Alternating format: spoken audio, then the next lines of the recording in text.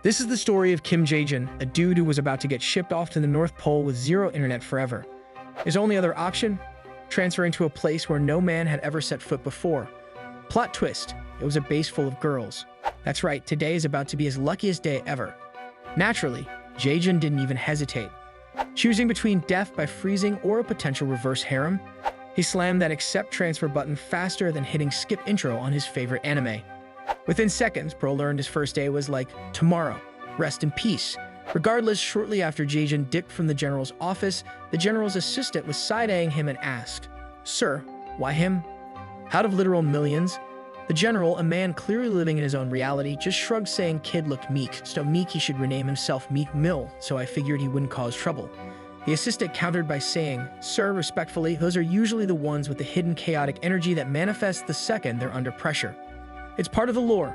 But the general just sighed and says, "Guess we'll see how his character arc unfolds." Fast forward to next morning. Jae-jin gets yeeted out of a vehicle right in front of the gate.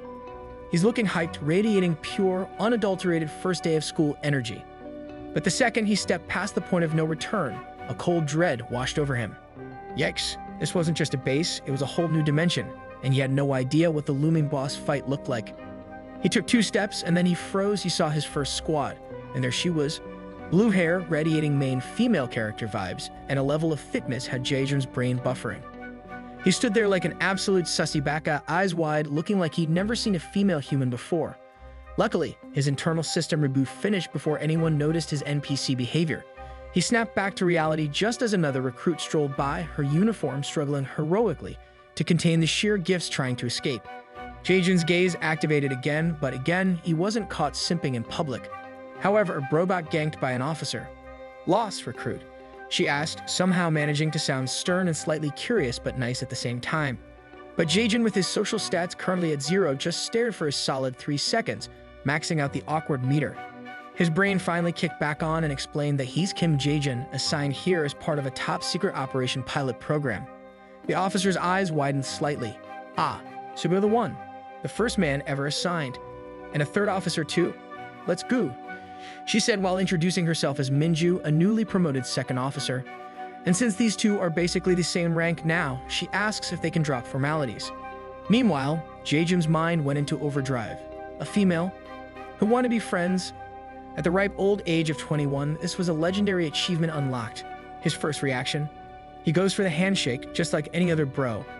Anyways, dude was so hyped about his first female friend IRL, he barely registered Minju saying goodbye and heading off.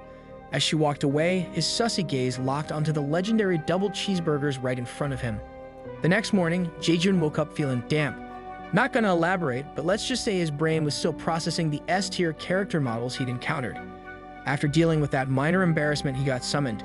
Quest notification. Report to the commander's office. He rushed over, his brain lagging but his feet moving. Upon reporting for duty, his hidden powers definitely looked like they were gonna get a training arc here, since every single co-worker he saw was so trained and fit. Nonetheless, he introduced himself formally to Commanding Officer Park Yumi, who welcomed him to the squad with a stern yet welcoming vibe. Bro then received a new quest. Introduce yourself to your company leader.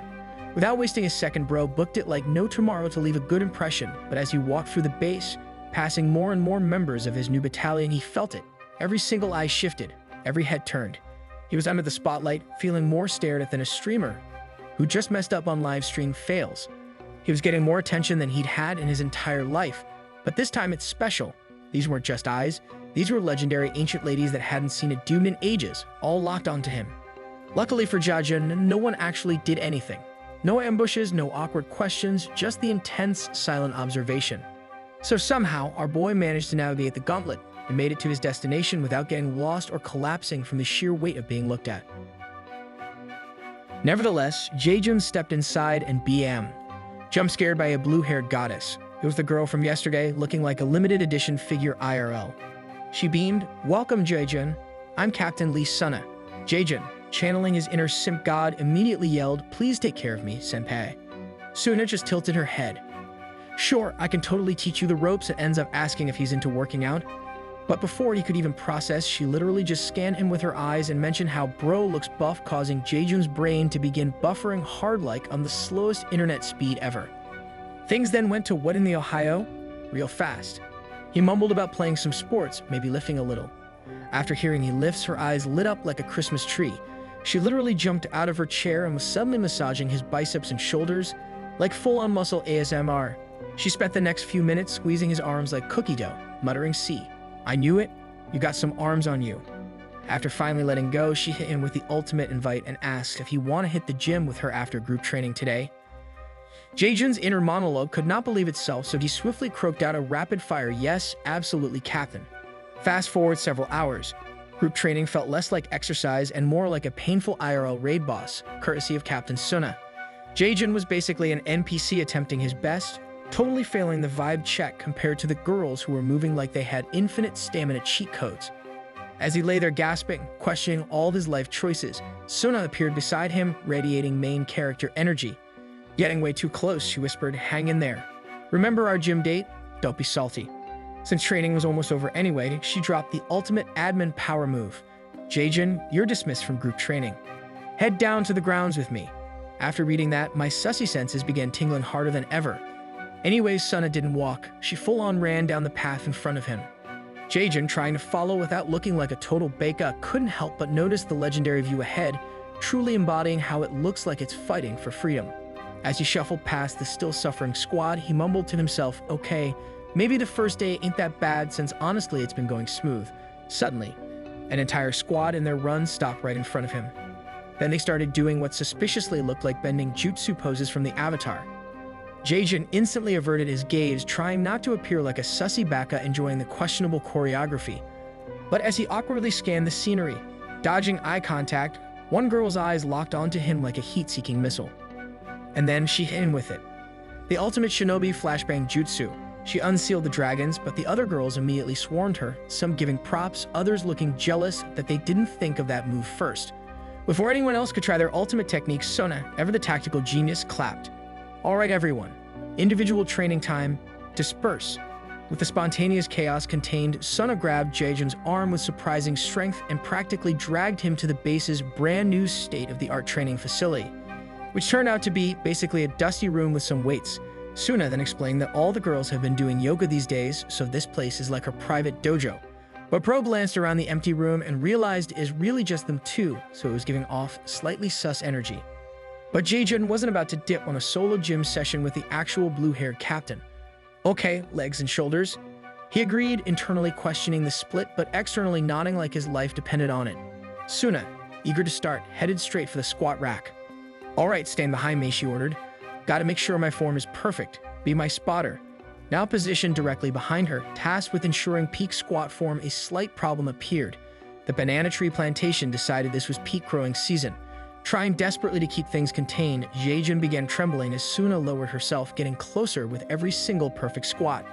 She was hitting those reps like a quick-time event master, completely oblivious, or was she? To the rising Gaiat energy directly behind her. With Jaejun feeling the pressure, he knew this training session was going to push him past his awakened Shadow Monarch mode and unlock some forbidden techniques, but he knew there was no skipping this training.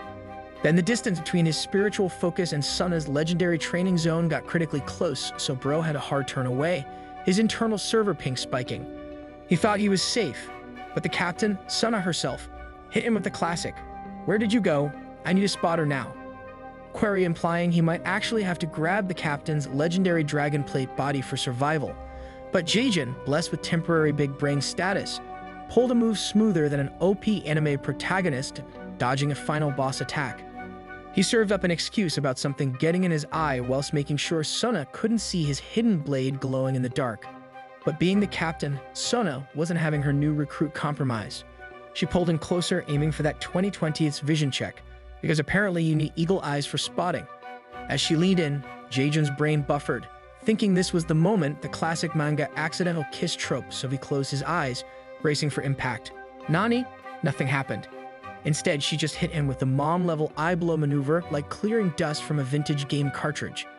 "Feeling better after that, recruit?" she asked, completely oblivious to the fact his heart rate was through the roof. After confirming bro wasn't about to go blind, Captain handed down the next quest. Shoulder gains. "Grab some weights, it's your turn," she commanded, the energy of a shonen sensei about to push his student past their limits. She then took post directly behind him. As she counted reps, which felt less like counting and more like hyping him up while massaging his shoulders the entire time, Jaejin was living life. He was pushing, sweat dripping, main character energy peaking. Then boom, ganked by a heavenly pillow coming out of nowhere right behind his head. Must be by accident, he thought, shrugging it off. But on the very next rep, it struck again, harder this time, followed by the captain repositioning herself even closer, like they were sharing one seat on a roller coaster of pure awkwardness and unexpected physio. At this point, failure was not an option. His power level surged, fueled purely by the chaotic energy and the undeniable sussy beka thoughts invading his mind every second she was this close. He went past his physical limits, unlocking a temporary power-up courtesy of proximity. As he strained for that final rep, his brain could only conjure one ultimate desire. Man, the 10-fingered discount on these would slap right now. Suddenly, he dropped the weights, collapsing into a panting mess, looking like a dog who just chased a squirrel across the entire town. "Stop being a baby," Suna said, unimpressed. "Nah, Captain, I'm physically done. I've exerted all my power today," he wheezed, feeling like he just finished a boss battle on nightmare difficulty. "Fine," she conceded, "chess tomorrow. I'll be there," as he invites herself, totally admin abusing again. So bro couldn't say no, partly because he high-key wanted her there and partly because he was the sole dude in this 1,000-strong all-girls unit and looking weak was not his plan. As he powered down into recovery mode, chugging water like it was XP potion, he felt eyes on him. Suna was staring, not blinking once. Watching him drink like a hawk spotting his prey, her energy shifting from captain to something else.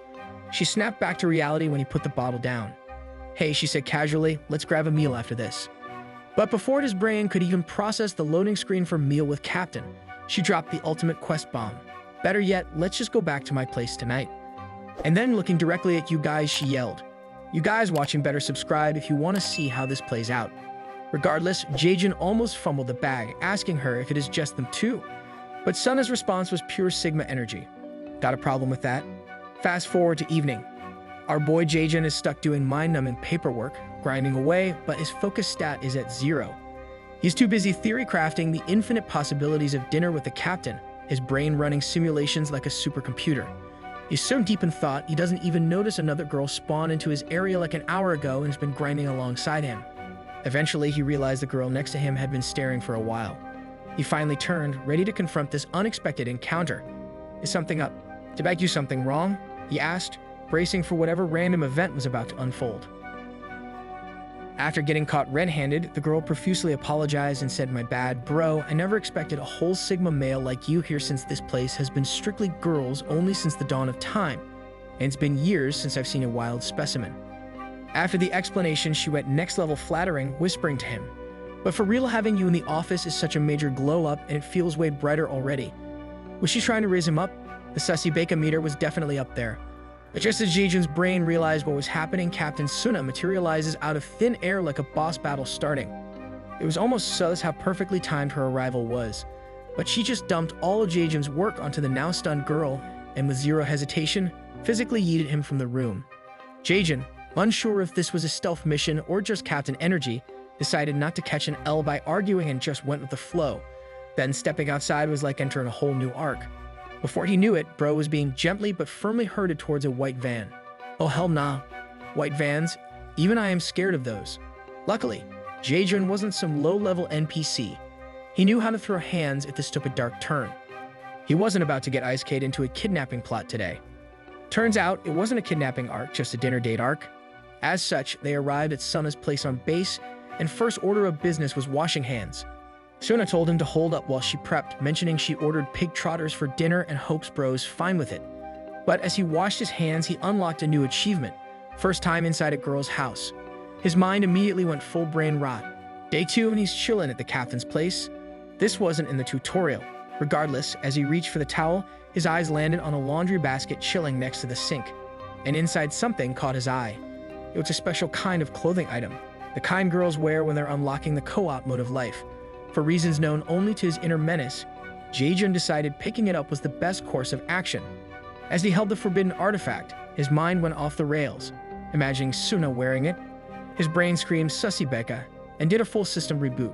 He was lost in the sauce, probably planning a whole fanfic in his head, but when Suna's voice cut through his debauchery. "You okay in there?" He stopped in his tracks. Jaejin's brain went into overdrive. He couldn't reveal he was simping over her laundry. So he yells back saying he's doing a tactical dookie deployment. Be right out. He even flushed the toilet for authenticity, desperately trying to reroute the blood rushing to his mythical power elsewhere.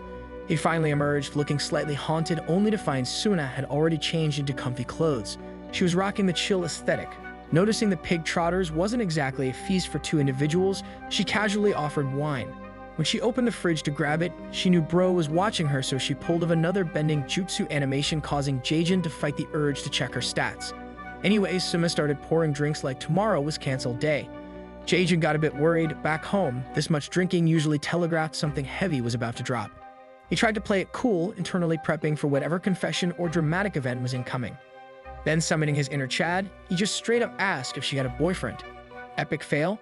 Suna's face fell. She looked visibly upset, so she explained she did, but they broke up yesterday. It was an online thing, apparently, and she never got to see him. Big L, so Jaejin mentally prepared for the friend zone, or worse, Captain's wrath. But then a plot twist. Suna suddenly bursts out laughing, like she just unlocked a hidden achievement. Just kidding. Beka. Like I have a boyfriend on this base. No guys allowed, remember? I've been single forever. Jaejin's brain recalibrated. Wait, he actually had a shot. The filter between his brain and mouth dissolved. Wait, for real? But you're like physically perfect and pretty. How are you single? No cap, if I knew you before the military, I'd have asked you out instantly. Bro was pouring his heart out like he really meant it. Suna just smiled, giving him that look. The one that says, oh, things are about to get interesting. And then, without a single warning, she just fell asleep, face planting right onto the dinner table. Lagging hard, Jaejin was bewildered. He poked her, shook her gently, tried for a solid 10 minutes to wake her up, but she was in deep sleep mode. Sighing, our boy decided to level up his strength stat by trying to haul the captain to her room so he could finally dip and process this entire wild ride.